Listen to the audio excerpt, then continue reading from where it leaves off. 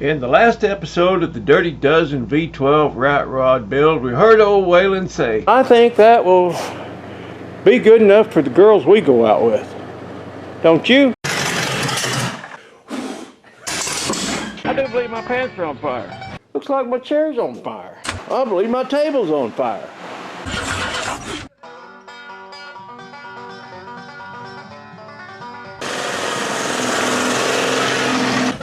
hey, welcome to Rat Rod. My name's Waylon Wire, and don't ever do what we do here on this channel. Okay, I gotta make a piece to go in here, and I want it bent. I want to turn it over about half an inch, top and bottom, so I can tack it in. This piece will be pretty much flat. I think that's supposed to be flat. I'll check the other one, but it's going to be flat. Let me put it that way. The top is going to be flat, but the bottom one's got a bit of a curve to it. So we'll figure that out. But I mean, I know what I'm going to do. I just don't want to get into it right now. But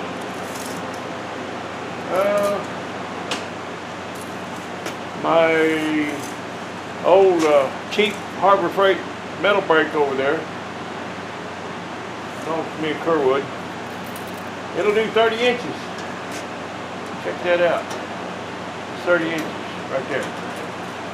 Right there. I don't know. I'm probably in your way, but you get the idea. It'll make a piece just long enough. Make two pieces. One of them have a curve in it. One will be flat. And I'll weld them together on the back side, and then shove it in there. It'll be kind of a channel piece like that. Why am I explaining all this? Just you guys will see it. Why don't I just shut up and get busy?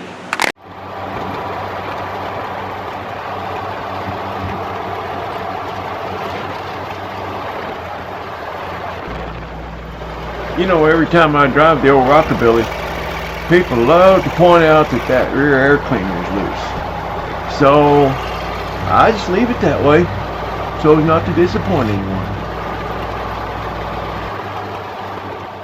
When it cools off a little bit, I got to run the old Blue Diamond in.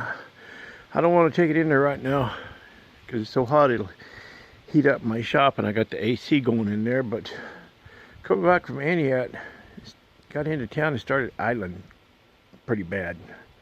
So I gotta pull it in and check into it, see what's going on, see if I got a vacuum leak or something. I don't know.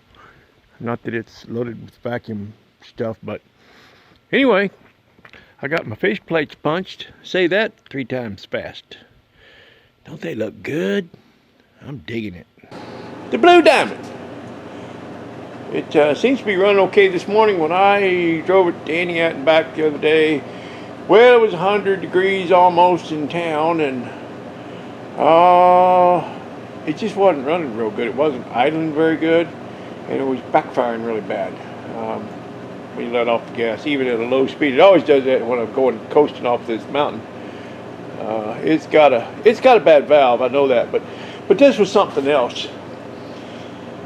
So I'm going to look into it. It sounds like the points might be a little bit close.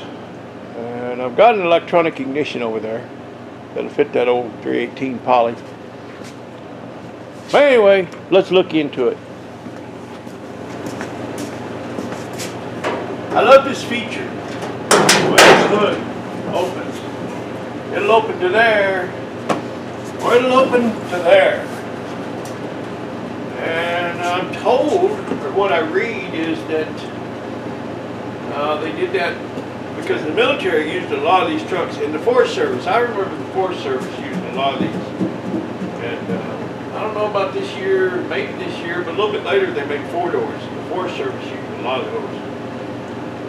But they say they did this hood so the military could change engine right out in the field. You know, just slap another one in. Away you go. I don't know if that's true, but it makes sense to me. I think I want to check those points. It acts like the points are a little too close. I don't know. I'm gonna open that door and fire it up. See what it works. You know what I like about this old rig and my old Chevy? These older cars, trucks, man, you can crawl right on up in there and get right in there with the engine and do what you need to do.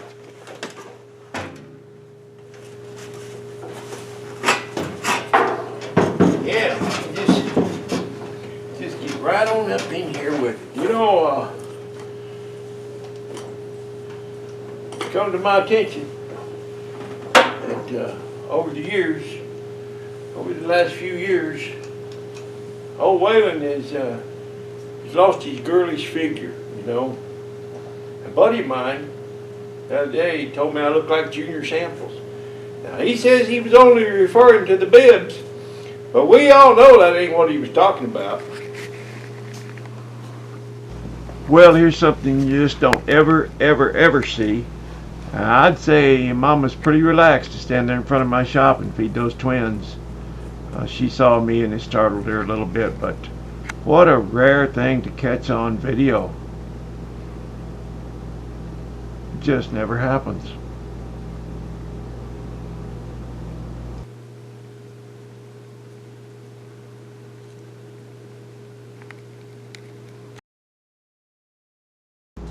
I decided to go ahead and throw the electronic ignition in the old Blue Diamond. I'm pretty sure that was the right thing to do.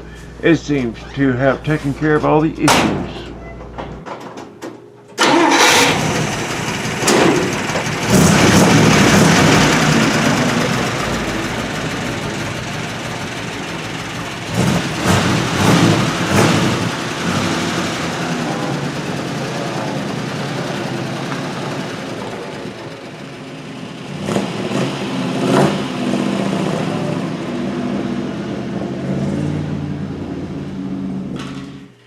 Well, you might be asking yourself, what's old Waylon up to now?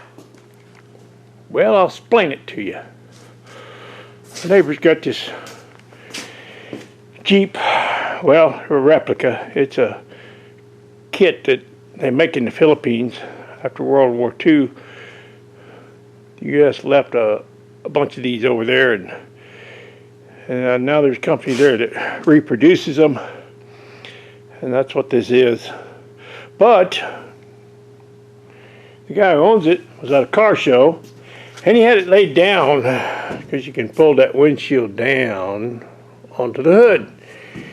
And let's see, does it rest here? Does it go that far down? I guess so. Anyway, he had it laid down. He forgot to tie it down. Put it on the trailer and started bringing it home and got up to speed, and ka-wham, the wind picked it up and it blew it back, and it almost hit the steering wheel, almost knocked the glass out. It got, well, you can't turn the steering wheel without your knuckles hitting the glass. That's how close it is. So it bent it way back, too far. And my task is to straighten it up so it's back in the original position. Farm living is the life for me. Keith Manhattan, just give me that countryside. Okay, before I start heating and beating and swelling and telling and grinding and spitting and all that stuff, and I'm going to take a couple of precautionary measures so that I keep my distance from side to side. But also, in addition to keep this measurement here, I've got a precaution so for that, and then I will also measure from corner to corner as I go along, and try to keep everything from getting all cattywampus. We'll see how it goes. That's the plan. We don't know about the execution, but there is a plan. Make that a tad long, and then I can grind it down. You know what I'm saying. You guys know. You know how to do all this stuff better than me. Okay, I'm gonna find my chop saw. Chop chop!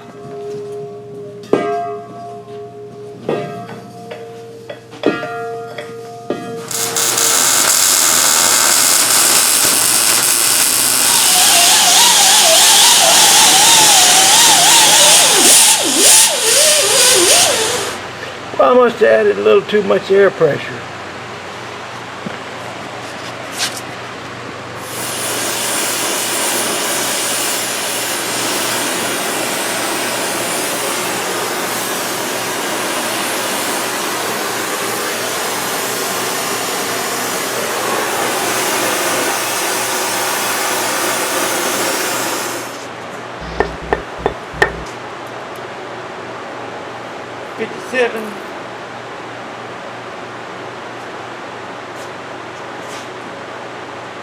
When the wind bent that arm back, it put a little kink in it. And I knew there'd be a kink when I pulled it out. So I welded that divot up. And I'm just kind of smoothing that down. I never aspired to be a body and fender guy. I hate sanding. Okay, we're kicking another project out this morning. Got another one coming in. Yeah, I put this rod in here to stabilize everything so I wouldn't lose my width. And then I put one of these pipe clamps on each corner, and as I heat these up, I crank it down just a little at a time, just ever so, until I got it back where it's supposed to go. Yeah, there's a little old frog over there trying to croak, but the air quality's kind of gotten to him too. Well, he sounds like he's got a frog in his throat. Yeah, I like to wash my wallet every once in a while, you know, just keep everything nice and clean.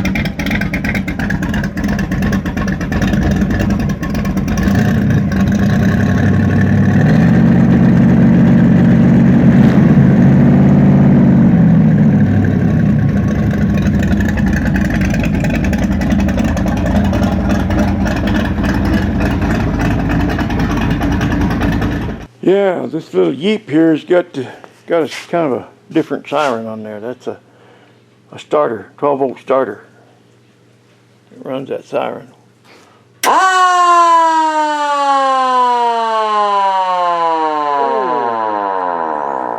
Ouch!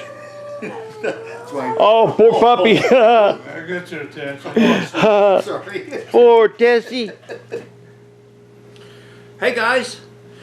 You know, I've not been able to work on the Dirty Dozen project too much this week. Just had too many outside projects going on. I had that Jeep in here and got it kicked out. But I've got yet another one coming in tomorrow night. A young friend of mine's going to bring his Camaro up. And not sure what we're going to do with it. We're going to do something with it. But I got to get that on the lift, so I'm going to have to get that 38 cab out of the way. But I need to get this door done. You don't want to hear excuses. You just want me to get on with it. I know that. So I've got that door laying here. I've got the two sides, both sides put on, the outside, the inside. That's all fixed up, but I got to put that piece around the bottom, and that's going to be flat on one side, and it's got a bit of a curve on the bottom side. So let's see how old Waylon manages this. Okay, let's get this.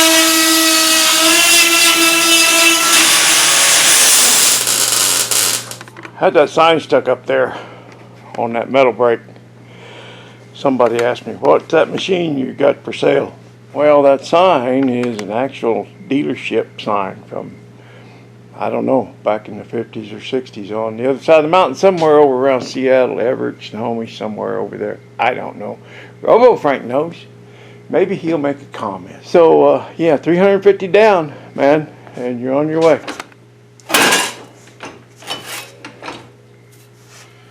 Somebody said, how does it work? And I go, well, it's Harbor Freight. What can I say? It works. I really should have this thing sit up on a table. It's a little better working height. Kind of limited on space here. But that turned out really good anyway. Let's do another one of those.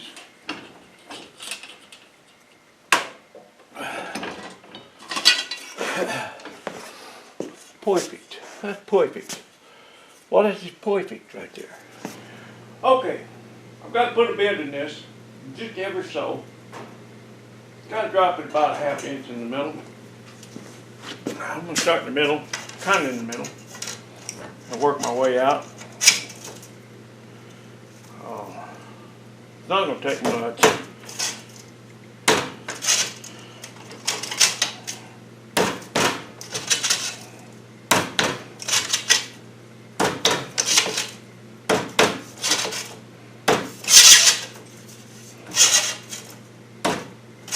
I can already see a bit of a curve in it. Quite a bit. Actually, I hope I didn't do too much. Did not.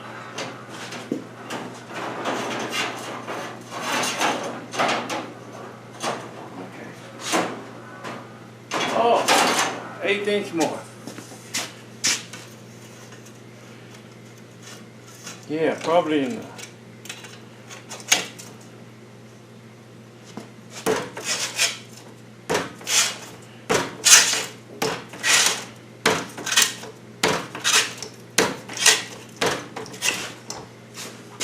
doesn't take much. Just barely tap that. You guys see that? See the curve in that? Don't take much. There we go. Okay. The brake did not put an exact right angle to it. Got it pretty close, but I'm going to go ahead and straighten it down a little. Tap, tap, tap. It's very seldom that I'm that gentle with working with metal. I'm usually beating it into submission with this thing. One guy said, "Why do you slam your tools all the time?" It's just to irritate you. I don't know. But I'm not a little wussy, I guess.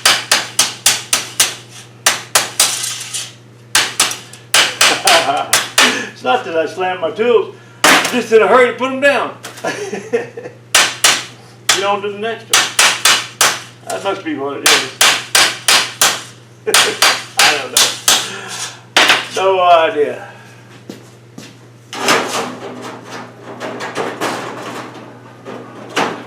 There we go. There we go. Oh yeah. Yeah, that's going to be just fine. Got a little bit of an arc in it this way that I don't really need, but I can straighten that out too. Alright, I am so done with this door. I am done with it. It's done. It's finished. The door is done. The fire is out. I put out the fire. The fire is out.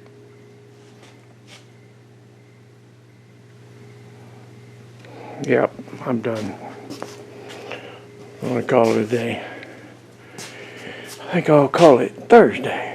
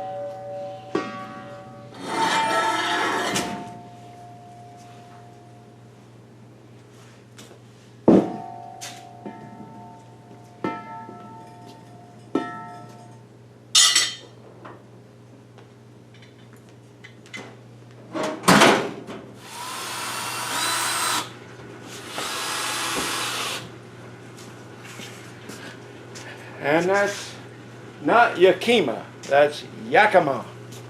Well, you notice the cab is not sitting there in the floor anymore. And bam, there we are. Can we get it in frame? Yeah, it's strapped down to that table because I've got some, I've got some rust repair to do, and I've got some dents to beat out. The door, I think I showed you the door already. It's pretty much buttoned up. I got a couple of more little tacks to put in there, and I've got a little piece of rock to replace on this side, but it's not going to take long. There's a spot here that needs to be fixed. You can see this, and I'm going to have to remove my little tag in this. Body by GMC Yellow Truck Coach Manufacturing, I think it says. Coach Manufacturing Company. The Yellow Truck and Coach Manufacturing Company was a company that built buses and taxis back in the 30s. So I hate to take that off, but I need to fix this rot, and when I do, I'll certainly put that back on. So that's Body by Yellow Truck and Coach Manufacturing Company. And that one up there, that's a 28 or earlier Chevrolet, that cow, and on the corner there, that says Body by Fisher, even way back in 1928.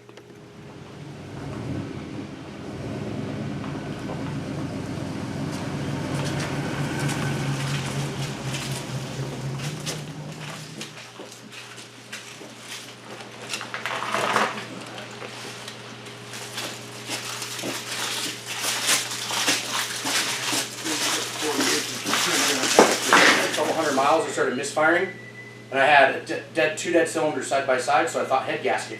Yeah. So I went to go do the head gasket. The head was cracked in between the chambers, and the block was cracked in between the chambers. So then I've been looking for a block forever. I found a full bolt main block with all the machine work done already for 30,000 silver pistons. So I cleaned all that up, bought new rings, basically put all my whole rotating assembly in it. I had the cam and lifters I reused, but I had everything marked on the tray. Yeah. All in the same spot. What did you do for heads? I went with a Blueprint Engines, aluminum, aftermarket aluminum. So raise my compression a little bit. We're probably going to have to jack this thing up just to get it on the lift. Okay. He's got to pick it up 4 inches just to get the arms under it. We're working on a rear stabilizer. Bolts to the hind end and then goes up to the transmission mount, or we're going to make something happen. There's 4 of us, so we'll get something done. This is that Blazer that I once owned.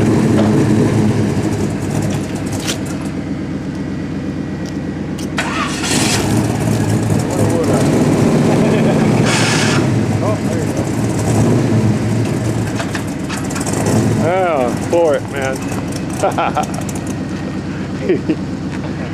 It'll start in gear, most likely. Maybe that one got a neutral safety switch. What's that? Has that one got a neutral safety switch? No, he should just floor it. There he goes. All right, see you later, Chris.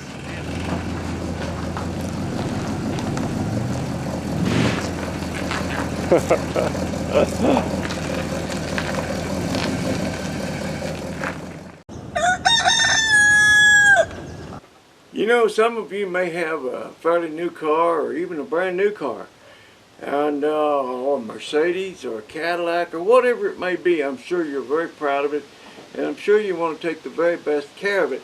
So here today, I'm going to show you how to detail your new car the Whalen way.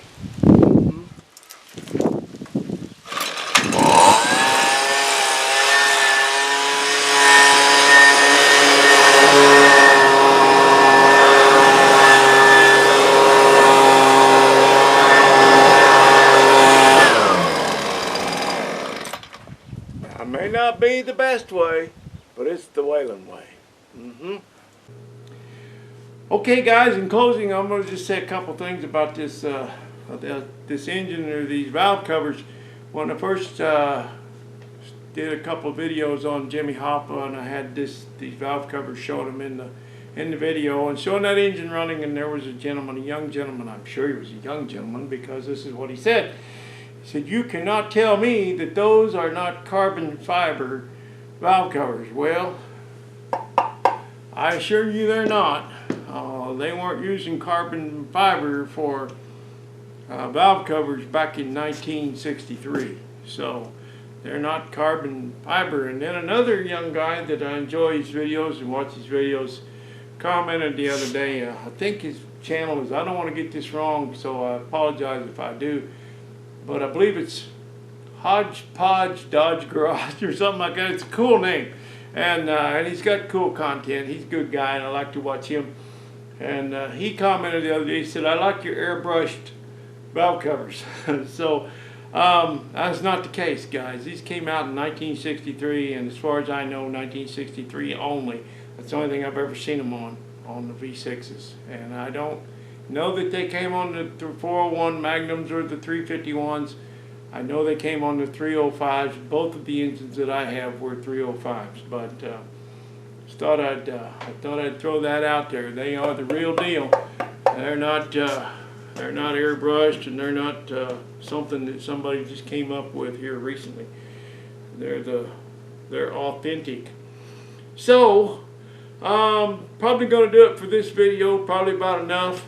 And next time I hope to be mounting that cab, building cab mounts and engine mounts in my chassis. That's the dream. That's the dream. And I don't know if it'll happen, but because a lot of other stuff just comes along, you know. What is that saying? Life happens while you're making other plans. Anyway, yeah, I hope to do that. I hope to get cab mounts and engine mounts built, and there have been a lot of comments, and people are pretty excited and about this build, and that makes me happy. I'm glad you guys are excited about it. I'm excited about it. A lot of comments saying, "Oh, I can't wait till it's done, boy. I can't wait to see you driving that. It's going to be so cool." Well, guys, it's all about the journey. Don't forget, it's all about the journey. So, other than that, I'm going to close with a couple of pictures that came in an email today. A lot of you have been asking about Jeff Bradshaw, and I have not talked to him since that day he called me, and that's probably about a month ago, 3 weeks ago or so. But he was home at that time, and he sent me an email today and had a couple pictures in it, and I'll show you those. When he first emailed me, he sent a picture of his car in the accident when they were taking him out of it. And at the time, I said, "Well, I'm not going to share that. That's not my place. If he wants to show that, he can show it."